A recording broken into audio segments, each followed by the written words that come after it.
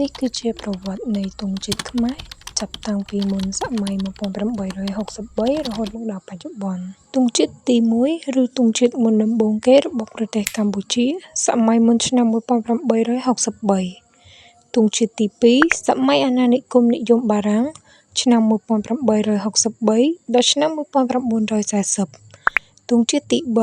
សម័យអាណានិគមបារាំងឆ្នាំ1887រហូតដល់ឆ្នាំ1945ទង់ជាតិទី4សម័យអាណានិគមជប៉ុនឆ្នាំ1942រហូតដល់ឆ្នាំ1945ទង់ជាតិទី5សម័យអាណានិគមបារាំងឆ្នាំ1945រហូតដល់ឆ្នាំ1948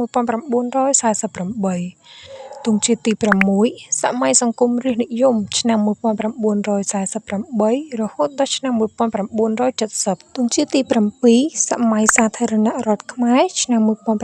1970ដល់ឆ្នាំ1975ទង់ជាតិទី8សម័យកម្ពុជាប្រជាធិបតេយ្យឆ្នាំ1975រហូតដល់ឆ្នាំ1979ទង់ជាតិទី9សម័យសាធារណរដ្ឋប្រជាមានិតកម្ពុជាឆ្នាំ1979